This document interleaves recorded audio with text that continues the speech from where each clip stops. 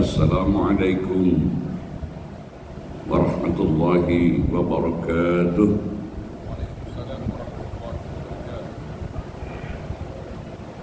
Bismillahirrahmanirrahim. Bismillahi tawakkaltu 'ala Allah wa la hawla wa la quwwata illa billahil 'aliyyil 'azim. Subhanallahi walhamdulillahi wa la ilaha illallah wallahu akbar wa la hawla wa la quwwata illa billahil azizil hakim. Sallallahu ala Muhammad sallallahu alaihi wasallam wa ala alihi wa sahabatihi ajma'in. Rabbi shrah li sadri wa yassir li amri wahlul 'uqdatam min lisani yafqahu qawli. Rabbi habli hukman walhiqni bis salihin waj'al li lisana sidqin fil akhirin wa adkhilni min warathati jannatin na'im. Subhanaka la ilma lana illa ma 'allamtana innaka antal alimul hakim. Amma ba'd. Yang dirahmati, yang dimuliakan oleh Allah, saudara-saudaraku muslimin wal muslimah rahimakumullah. Setelah kita sepanjang hari tadi bertungkus lumus, memeras keringat, mencari kurnia Allah sesuai dengan profesi kita masing-masing, bersyukur kita ditakdirkan oleh Allah di dalam kita mengakhiri episode siang ini, menyambut datangnya waktu malam, kita berada di rumah Allah, menunaikan kewajiban insan yang beriman, salat atau maghrib berjamaah.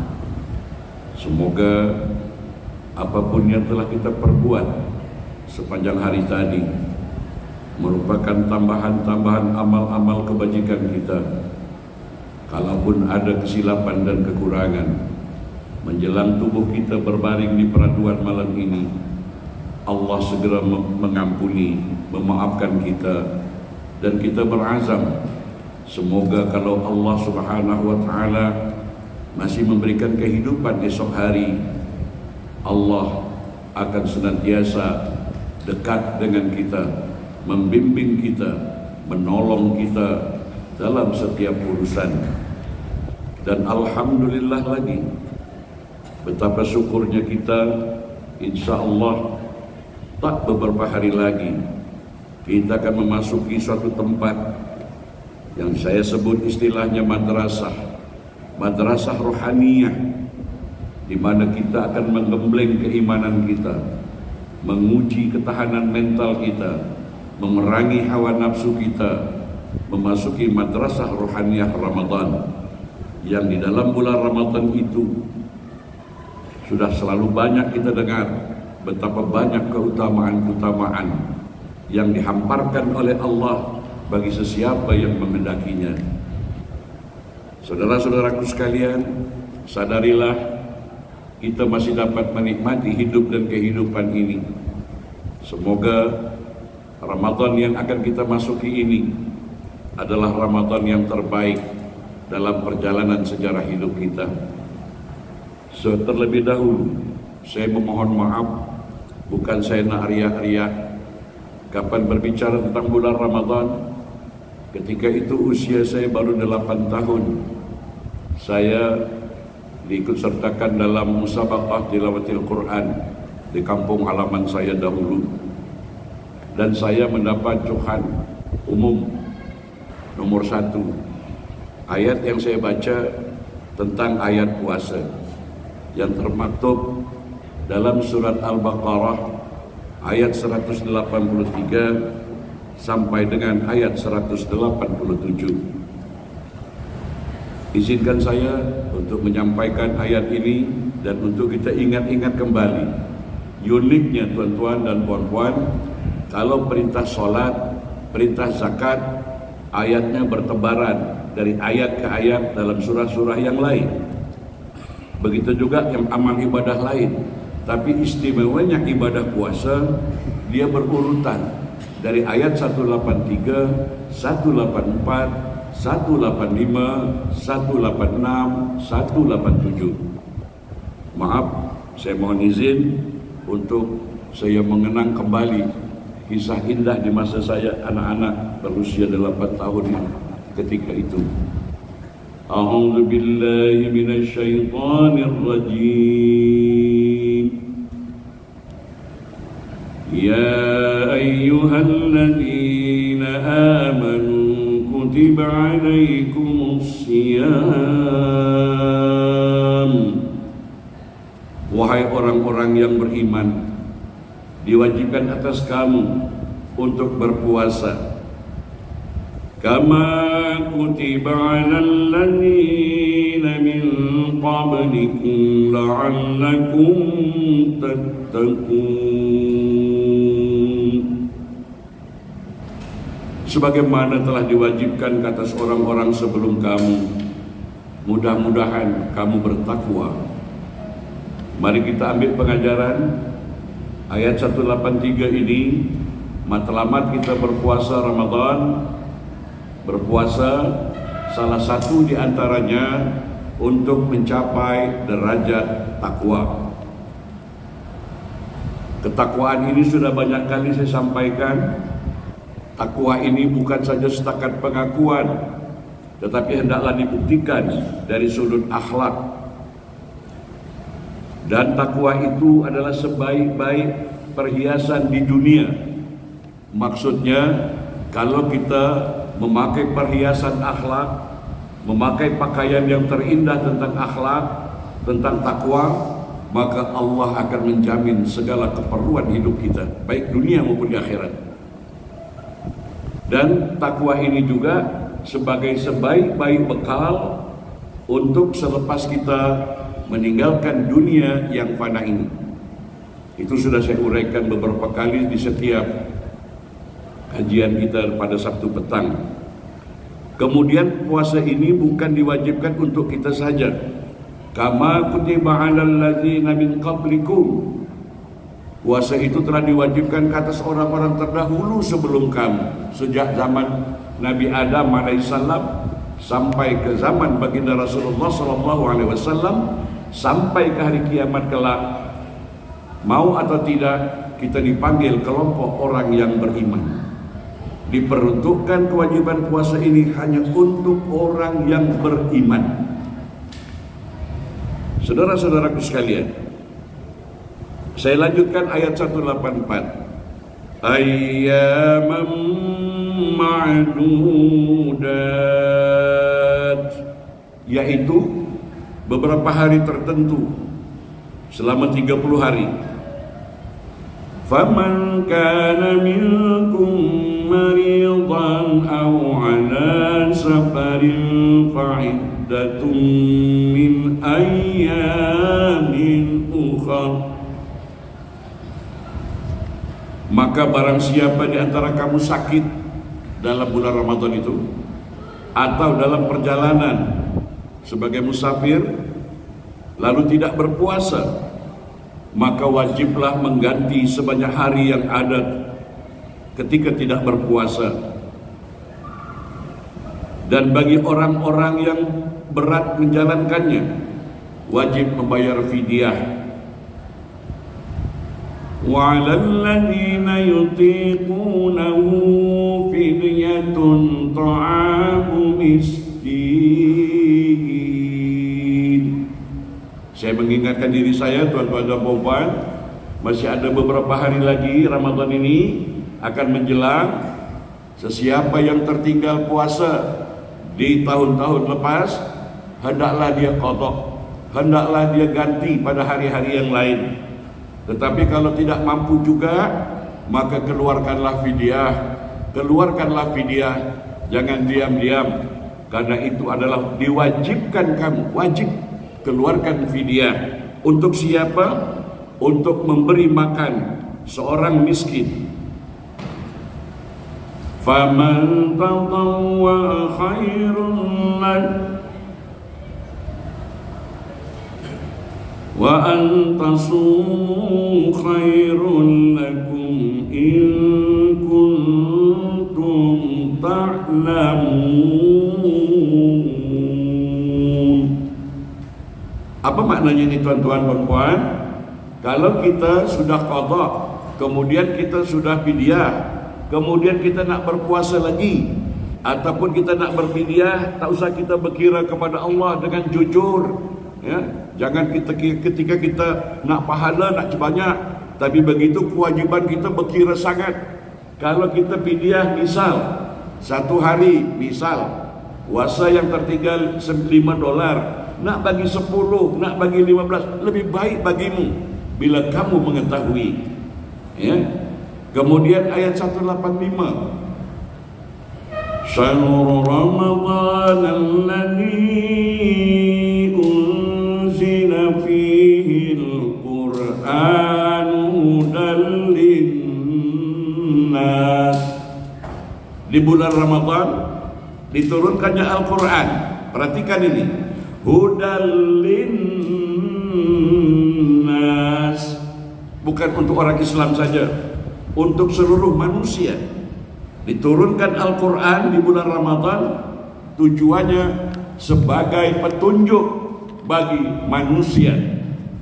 Maka bangsa lain, agama lain mengkaji Al-Quran, mereka sudah mendapat berbagai-bagai keuntungan dan kejayaan dari menggali Al-Quran tadi. Kita hanya setakat dilagu-lagukan saja untuk halau-halau hantu, halau-halau jin, untuk obat kesampuk. Padahal manusia lain mengkaji Al-Quran, sains dan teknologi, ekonomi, politik dan lain sebagainya. Mereka telah berjaya mengambil panduan dari Al-Quranul Karim. Malangnya Al-Quran, tuan-tuan, kalau kat sini saya tak nampak lah.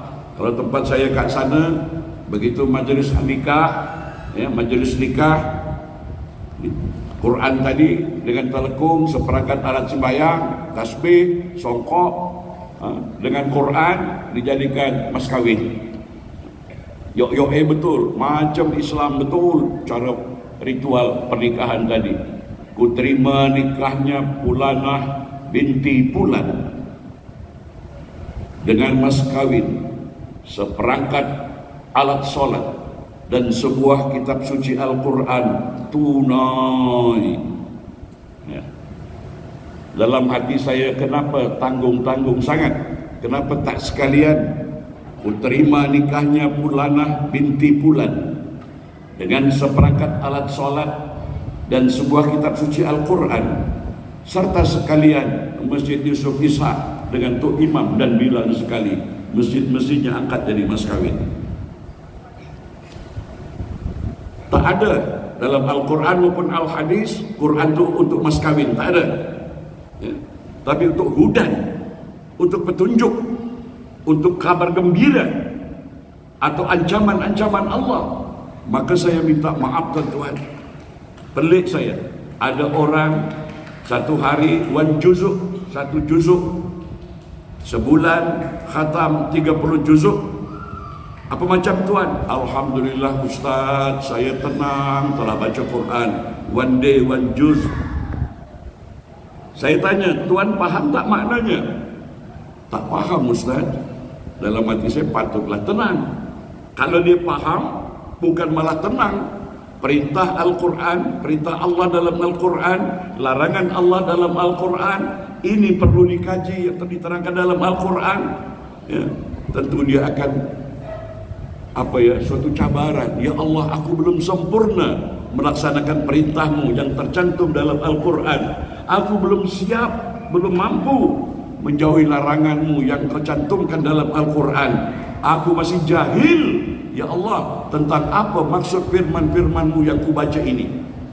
Tentu dia tidak akan tenang, tuan-tuan. Dia akan semakin semangat mencari dan menggali. Jadi Al-Quran itu adalah hudan linnas, wa bayyinatin minal huda wal furqan. Apa maknanya wa bayyinatin minal huda wal furqan, tuan-tuan?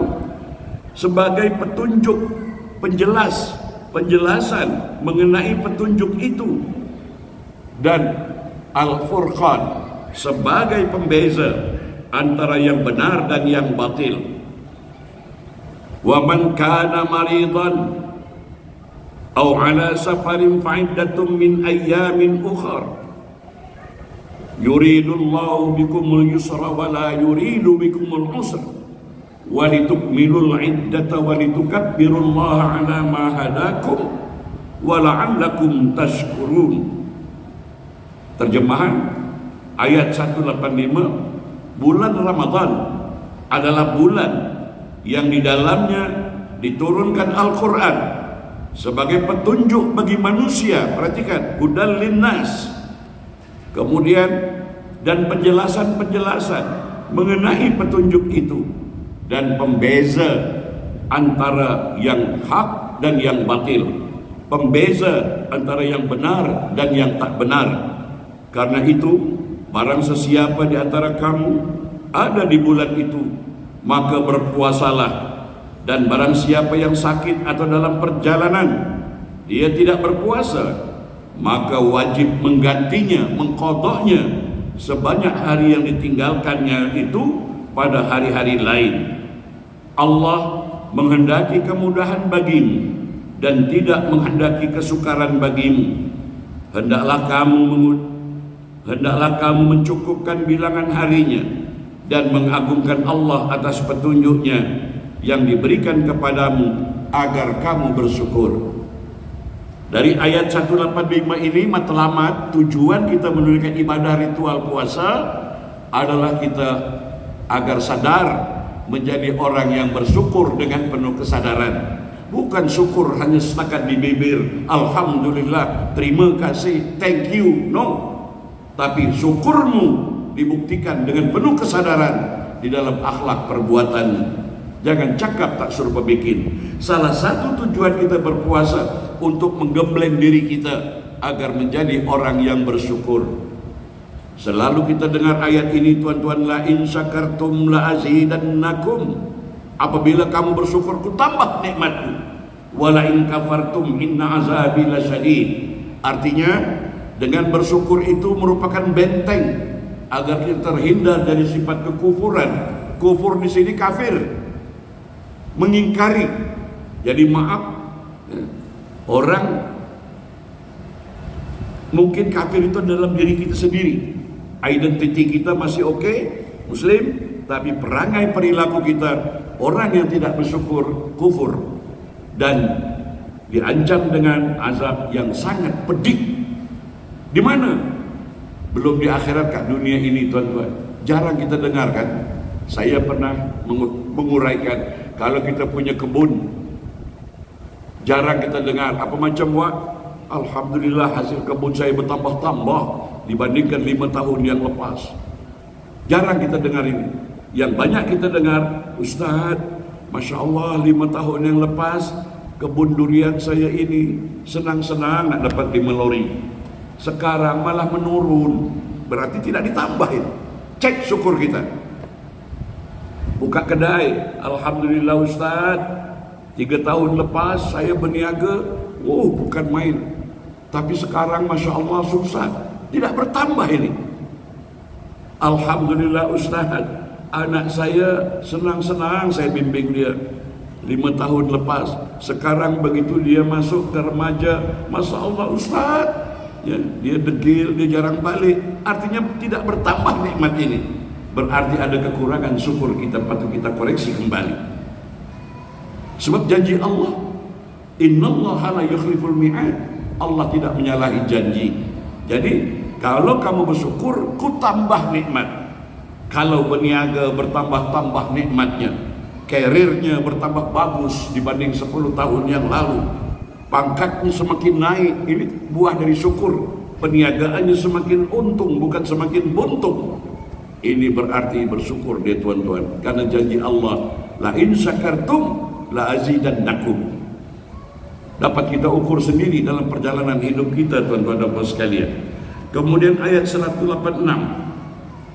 Wa idza sa'alaka 'ibadi 'anni fa inni qarib. Dan apabila hamba-hambaku bertanya kepadamu wahai Muhammad tentang aku, maka sesungguhnya aku dekat. Dekat, Allah itu dekat tuan-tuan. Tapi aneh kan, kita nak menjumpa Allah ke tempat yang jauh dulu di sana. Konon-konon Allah menunggu kat sana. Padahal ayat Al-Quran, nahnu aqrabu ilaihi min hablil warid. Tuhanmu dekat, lebih dekat dari urat lehermu. Tuan-tuan dan puan sekalian, ketika itu Rasulullah SAW sedang duduk. Tiba-tiba datang orang Arab Badui, wahai Muhammad, di mana Tuhan? Baginda Rasulullah SAW terdiam, tak terus menjawab, tetapi menunggu wahyu. Maka benar dalam surat ayat Isra Mi'raj, wa ma yantiqu 'anil hawa illa wahyu yuha. Baginda Rasulullah SAW itu bercakap tidak menurut sembrono hawa nafsunya, tapi berdasarkan wahyu. Maka ketika itu baginda Rasulullah duduk terdiam karena ditangkap oleh Arab Badui ini. Wahai Muhammad, di mana Tuhan? Di mana Allah? Ketika baginda Rasulullah SAW sedang termenung, tiba-tiba turun ayat ini, lanjutan ayat ini, ya. Wa iza sa'alaka ibadi anni fa inni qarib. Dekat, lebih dekat dari urat lehermu. Kemudian ujibu da'watad da'i iza da'an. Allah itu akan mengabulkan permohonan, permintaan bagi orang-orang yang berdoa. Allah berjanji. Yang kita selalu dengar, ud'uni astajib lakum. Dalam ayat ini juga diterangkan, ujibu da'watad da'i iza da'an.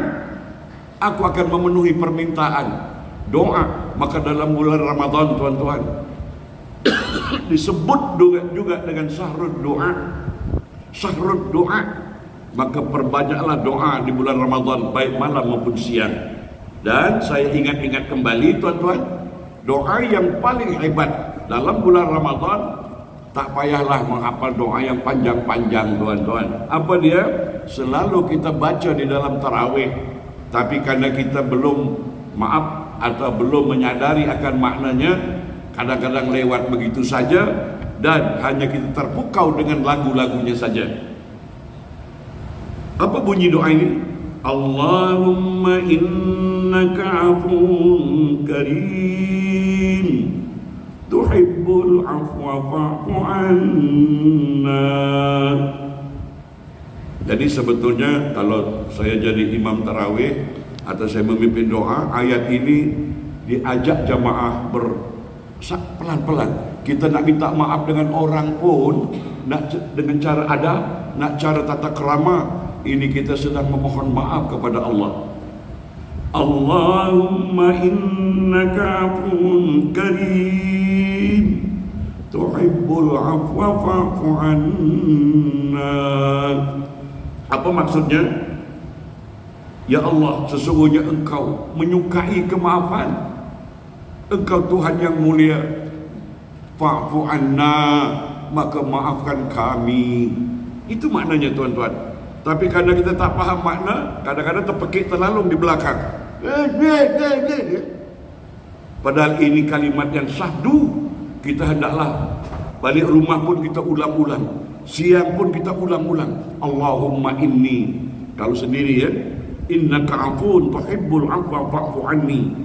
Sesungguhnya Engkau menyukai kemaafan, maka maafkanlah kami. Nah, dari doa yang diajarkan oleh baginda Rasulullah SAW ini, tuan-tuan dan puan, kita harus iringi agar Allah memaafkan kesilapan dan dosa kita. Maka jadilah pula orang pemaaf. Sebab jangan mimpi mengaku takwa kalau di dalam jiwa kita penuh dendam kesumat.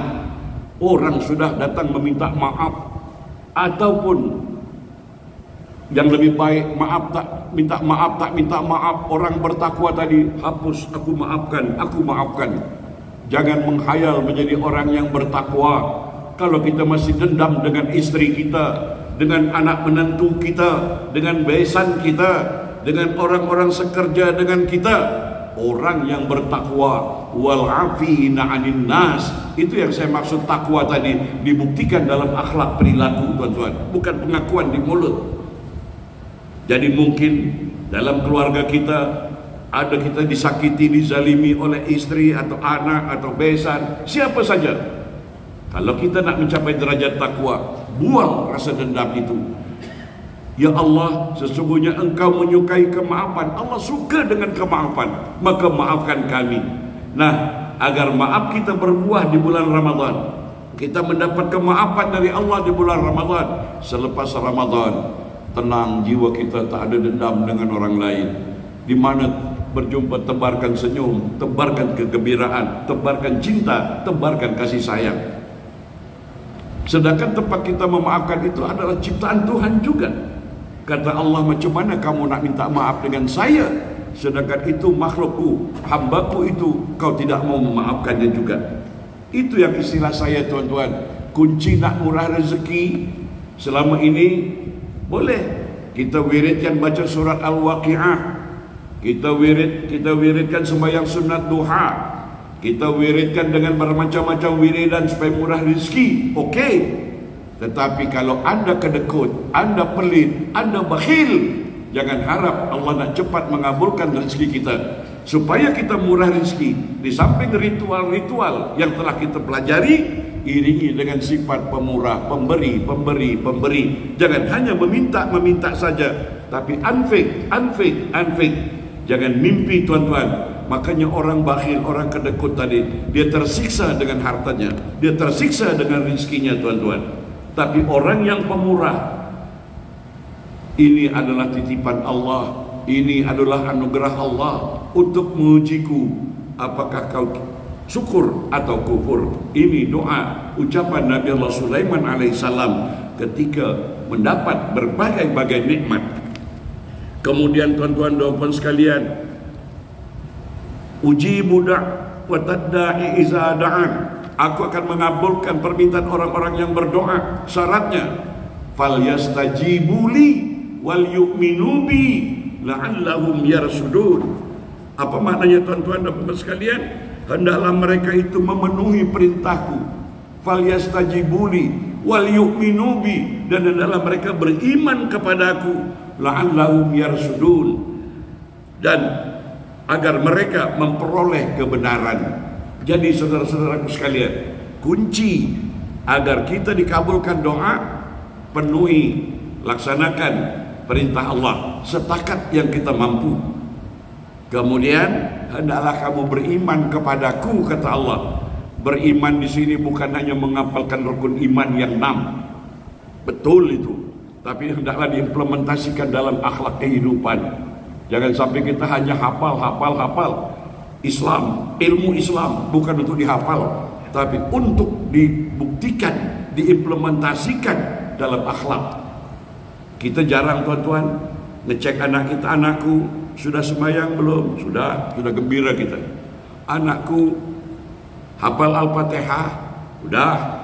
Tapi kita jarang, anakku sudah paham kamu tentang Alhamdulillahirabbil alamin? Apa yang harus kamu buat, nak, terhadap firman Allah Alhamdulillahirabbil alamin?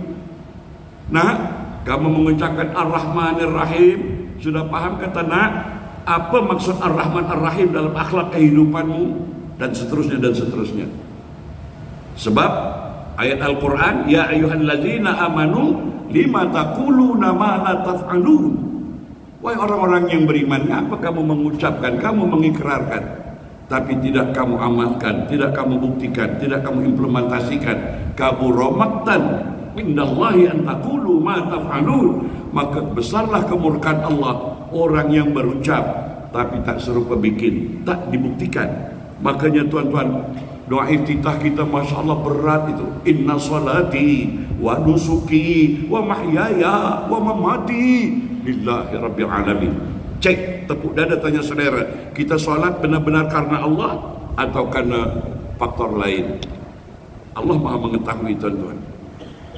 Nah, oleh sebab itu kita berbuat amal perbuatan benar-benar ikrar kita semata-mata untuk Allah. Kemudian ayat 187 ini agak panjang sedikit tuan-tuan. Uhilla lakum lailatas siyamir rafathu ila nisaikum. Dihalalkan bagimu pada malam hari puasa, malam Ramadan, bercampur dengan istrimu. Nah, tengok indahnya bahasa Quran, halus. Bercampur. Lamastumun nisa, bersentuh, ya. Artinya melakukan hubungan suami istri, dihalalkan pada malam Ramadan. Kemudian uhilla lakum lailatas siyamir rafathu ila nisaikum hunna libasul lakum. Dia adalah pakaianmu, wa antum libasul lahunna. Dia juga adalah pakaian untuk kita, kita adalah pakaian bagi istri kita. Tengok betapa indahnya bahasa dalam Al-Quran, sopan, lembut, ya. Kemudian tuan-tuan sekalian,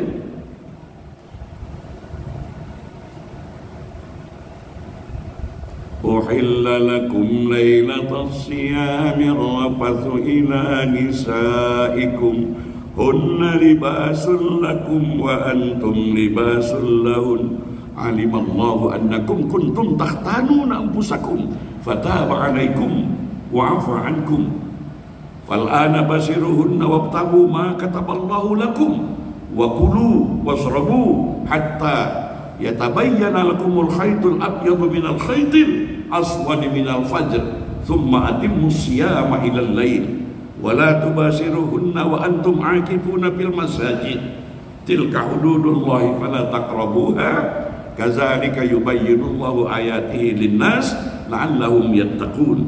Yang maksudnya tuan-tuan, dihalalkan bagimu pada malam hari puasa bercampur dengan istrimu. Mereka adalah pakaian bagimu dan kamu adalah pakaian bagi mereka. Allah mengetahui bahwa kamu tidak dapat menahan dirimu sendiri. Artinya tuan-tuan, itu biologis, manusiawi, ya. Artinya Allah itu maha mengetahui. Kamu tak boleh tahan, ya. Tidak, kalau tidak mencampuri istrimu, maka diberi kelonggaran pada malam hari Ramadan dihalalkan. Tetapi dia menerima bahwa kamu tidak dapat menahan dirimu sendiri, tetapi dia menerima taubatmu dan memaafkan kamu. Maka sekarang, maksudnya malam hari Ramadan, campurilah mereka dan carilah apa yang telah ditetapkan Allah bagimu. Kemudian wakulu wasrabu, kemudian makan dan minumlah hingga jelas bagimu perbedaan antara benang putih dan benang hitam, yakni maksudnya waktu fajar. Artinya sampai kelihatan benang putih di waktu fajar. Tapi untuk keseragaman kita, untuk serentaknya kita, 10 menit kadang-kadang sebelum datangnya waktu subuh, ya, sudah jatuh waktu imsak, ya. Nah, itu kalau kita misalnya terbangun, maaf ya, jangan salah pemahaman, kita betul-betul terjaga. Masih ada 5 menit lagi, masih boleh. Allah tadi tidak memberatkan. Tapi Ustaz, kalau lepas subuh boleh tak? Itu namanya sarapan, bukan sahur lagi lah, ya. Jadi kemudian sempurnakanlah puasamu sampai datangnya malam. Summa atimmu siyama ilal lail. Sampai datangnya malam, artinya gelap, datangnya waktu maghrib, ya. Tetapi janganlah kamu campuri mereka ketika kamu beriktikaf dalam masjid. Ya insya Allah lah, kalau kita di zaman modern ini tak adalah kita bawa istri campur dengan istri di masjid. Tapi di zaman baginda Rasulullah SAW dulu, pada umumnya mereka dekat rumah mereka dengan masjid. Dilarang ketika kamu beriktikaf dalam masjid. Itulah ketentuan Allah, maka janganlah kamu mendekatinya. Demikianlah Allah menerangkan ayat-ayatnya kepadamu agar mereka bertakwa. Jadi tuan-puan, sudah 60 tahun yang lalu saya membaca ayat ini, masih ingat saya dapat Johan nomor 1, hadiahnya kalau uang Singapura lebih kurang 3 sen, 300 rupiah. Ketika itu saya boleh beli baju beli seluar, beli sepatu, beli stocking, hadiah dari baca surat Al-Baqarah ayat 183, 187 ini. Tuan-tuan dan puan sekalian, jadi kita perlu untuk mempersiapkan masuknya Ramadan ini, sebab belum tentu lagi apakah Ramadan tahun hadapan kita masih dapat menjumpai Ramadan. Kalaupun jumpa, apakah kita masih sehat? Kalaupun jumpa Ramadan berikutnya, apakah kita masih ada harta untuk kita sedekahkan? Maka jangan buang masa, tuan-tuan. Apa yang patut kita perhatikan untuk persiapan menyambut kedatangan bulan Ramadan? Yang pertama, tuan-tuan dan puan sekalian, hendaklah kita menyiapkan persiapan rohaniah kita, menjaga hati kita dari segala perbuatan yang dapat merusak kesucian hati. Sebab tuan-tuan, ayat Quran, yauma la yanfa'u malu wala banun, akan datang suatu hari hartamu tak guna lagi. Banun, anak lelaki yang kamu bangga-banggakan, sudah tidak bermanfaat lagi. Illa man atallaha biqalbin salim, kecuali orang yang menemui Allah, menghadap Allah, membawa hati yang bersih. Bersih dari mana? Bersih dari hasad, dengki, action, sombong, takabur, ujub, riya. Hati-hati. Hati yang macam ini tidak diterima oleh Allah. Nah, kita persiapkanlah. Puasa kita akan batal, hancur, tuan-tuan. Ya, maka banyak orang yang berpuasa di siang hari tak dapat apa-apa kecuali penat dan letih saja, lapar dan haus. Banyak orang yang tarawih sepanjang malam tapi tak dapat apa-apa, hanya sekedar penat, hanya letih saja, tidak berbekas setelah keluar dari Ramadan. Tidak kelihatan takwanya, la'allakum tattaqun, tidak kelihatan akhlak bersyukurnya ketika dia melepasi Ramadan. Sekali lagi tuan-tuan, ini peluang. Mari kita perbaiki kualitas ibadah kita agar kita menjadi orang yang bertakwa, menjadi orang yang bersyukur, dan menjadi orang yang senantiasa mendapat kebenaran, la'allahum yarsudun. Kemudian persiapan yang kedua adalah persiapan amaliyah. Maksudnya adalah hendaknya kita menyusun program atau rencana apa saja yang menjadi target yang ingin kita capai dalam beramaliyah sepanjang Ramadan. Misalnya ingin khatam Al-Quran, membaca 30 juz Al-Quran, atau ingin memberi makan orang-orang yang berbuka puasa. Kalau istilah kita kat Singapura ini iftar. Nah, saya juga membuka peluang menerima amanah. Kalau ada tuan-tuan kelebihan rezeki, saya doakan rezeki tuan-tuan bermurah, tercurah-curah. Kami juga mengelola juga ya masjid kita, Yusuf Ishak, keluarkan iftar ya, sebab memberi makan orang yang berpuasa. Mungkin puasa hari itu kita batalkah atau tak sedar kita, tapi kalau kita memberi makan orang yang berbuka, orang yang berpuasa, maka pahala orang yang berpuasa itu kita dapat dengan tidak dikurangi sedikit pun. Untuk lebih jelas yang ingin tentang iftar, boleh menghubungi Masjid Yusuf Ishak atau boleh menghubungi saya sendiri untuk kita bagi orang-orang miskin dan anak-anak yatim madrasah saya dan tempat masyarakat di sana yang betul-betul lapar, yang betul-betul mereka memerlukan. Kemudian tuan-tuan dan puan sekalian, persiapan yang ketiga adalah ilmiah. Ilmiah, hendaklah berilmu. Kita selalu dengar hadis man shama ramadhana imanan wahtisaban. Barang siapa yang menunaikan puasa Ramadan dengan iman, wahtisaban. Wahtisaban ini yang pada umumnya dengan mengharap ganjaran pahala. Tapi menurut saya tuan-tuan, wahtisab, ihtisab adalah berpuasa dengan ilmu pengetahuan yang jitu, jangan ikut-ikutan. Ya, sebab banyak tuan-tuan karena dia pun tak punya ilmu tentang puasa, tak boleh meludah, tak boleh meludah. Ujung-ujungnya meludah tuk ya, nak tunjuk-tunjuk dia puasa, ujung-ujungnya dia riak. Jadi ustaz, telan ludah boleh, tapi dengan syarat begitu terbit air ludah pukul 1 tengah hari langsung telan, jangan dikumpulkan dulu. Pukul 1 tengah hari haus, kumpul agak setengah cawan baru ditelan, itu minum namanya. Ada lagi tuan-tuan dan puan sekalian, berbuka. Jangan berpuasa kita hanya mengganti time makan, ya. Padahal ketika itu kalau boleh mengelawan hawa nafsu kita tuan-tuan, cukuplah sederhana. Tak ada orang berita mati karena puasa tuan-tuan. Pernah tak dengar berita Radio Warna 94,2 FM di Jurong West semalam ada 5 orang mati kebuluran karena puasa. Ada tak? Tak ada. Ya. Nah, oleh sebab itu jangan ketakutan, jaga betul-betul adab. Ya, bila perlu tunaikan solat maghrib terlebih dahulu. Kemudian persiapan yang keempat adalah maliyah. Kita perlu harta, kita perlu materi, karena di saat itu kita akan mengeluarkan zakat. Ketika kita itu akan mengeluarkan sedekah jariah, infak, derma, ya, dan lain sebagainya. Maka sebetulnya umat Islam itu kerjanya hebat. Faiza quliyatis shalah fantasiru fil ardh. Lepas kamu menunaikan solat, bertebaran di muka bumi. Jangan menjadi orang pemalas, jangan menjadi orang penganggur. Bekerja, bekerja, bekerja, mencari rezeki. Karena di samping kita untuk keperluan diri dan keluarga, kita juga akan mengeluarkan zakat. Zakat mal, zakat harta, zakat fitrah, sedekah. Masya Allah, banyak orang yang memerlukan bantuan kita. Karena yang paling mulia, tangan di atas lebih mulia dari tangan di bawah. Oleh sebab itu, tuan-tuan dan puan sekalian, kita perlu siapkan materi kita untuk menyempurnakan ibadah puasa kita. Tetapi jangan kita melonjak perbelanjaan makan minum, urusan perut.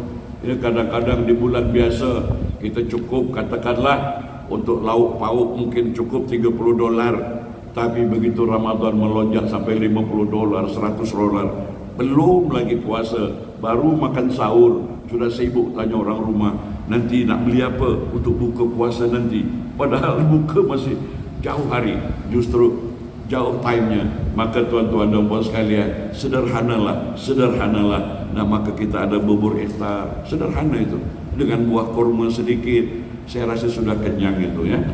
Tapi kalau kemudian berilmu, macam mana lagi? Allah malu, Allah akan mengabulkan doa. Siapa dia? Pemimpin yang adil.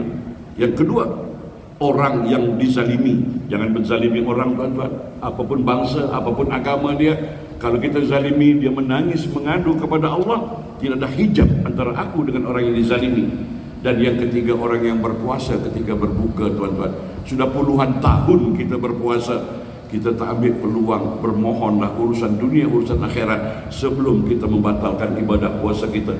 Selain kita baca doa lepas doa berbuka, doa lepas azan, doa berbuka, di situ mintalah hajat-hajat kita, tuan-tuan. Penyakit yang belum sembuh, ekonomi rumah tangga yang terpuruk dan lain sebagainya, mintalah ketika menjelang berbuka, tuan-tuan, ya, mintalah. Ini kadang-kadang terbalik, puluhan tahun kita tak sabar. Allahu Akbar, Allahu Akbar, langsung sirap. Asyhadu an la ilaha illallah, epok-epok. Asyhadu anna Muhammadar Rasulullah, nasi biryani. Hayya 'alas shalah, ngopi. Hayya 'alal falah, merokok. Allahu Akbar, buah-buahan. La ilaha illallah, telentang pingsan kekenyangan. Ya. Ini puasa kita tahun-tahun, tuan-tuan. Padahal sabar. Kita ikuti dulu azan. Barang siapa yang mendengar azan, kemudian dia ikuti dari awal sampai akhir, dari takbir Allahu Akbar sampai la ilaha illallah. Kemudian dia baca doa selepas azan. Apa kata baginda Rasulullah? Aku garanti dia mendapat syafaatku. Ikuti aja. Jangan, sudah sibuk. Allahu Akbar. Tapi bukan orang sini, bukannya orang kat tempat saya ke Tanjung Pinang. Kalau saya ceramah Tanjung Pinang, orang sini lah, ya. Tidak sabar lagi. Bersabar, beradab cara kita menikmati rezeki Allah ketika berpuasa. Nah, tuan-tuan, inilah semoga kita dapat melaksanakan ibadah Ramadan yang terbaik dalam umur kita. Dan saya mohon maaf, insya Allah kita off selama bulan Ramadan. Dan saya tentunya banyak salah dan silap di dalam saya menyampaikan. Mari kita bermaaf-maafan. Apa yang saya sampaikan, saya mohon maaf. Jangan anggap saya sebagai tuk guru, tapi terimalah kehadiran saya sebagai sahabat Anda, teman Anda, untuk kita bertukar pikiran, tukar pendapat. Karena yang maha guru hanyalah Allah Subhanahu wa ta'ala. Kita tak berhak untuk menyalahkan atau membenarkan sepihak. Dan saya bersyukur kepada Allah Subhanahu wa taala dan berterima kasih kepada Masjid Yusuf Ishak yang telah mengamanahkan kepada saya mengajar di setiap petang Sabtu selepas maghrib. Insya Allah kalau kita ada umur selepas Ramadan nanti kita berjumpa lagi. Doa terbaik saya untuk tuan-tuan dan puan-puan, semoga kita semua, ahli keluarga kita, senantiasa dalam lindungan Allah, dalam pertolongan Allah, dalam jaminan Allah. Dan sumbangsi kita sebagai rakyat Singapura, doakan semoga Singapura senantiasa aman dan damai, masyarakatnya berbilang kaum hidup harmoni, dan insya Allah kemakmuran yang kita rasakan dapat berkekalan sepanjang zaman sampai ke anak cucu kita. Ciptakan suasana damai, ciptakan suasana harmoni, ciptakan perilaku saling hormat menghormati, harga menghargai sesama kita. Dan kalau sebagian jamaah yang telah mewujudkan bangunan masjid dan rumah anak yatim Nur Siam Tahfiz Quran, saya serahkan kepada Allah balasannya. Terima kasih daun keladi, kalau ada ya insya Allah bolehlah dikasih lagi. Sekian tuan-tuan dan puan sekalian, terima kasih. Wabillahi taufiq wal hidayah. Wassalamualaikum warahmatullahi wabarakatuh.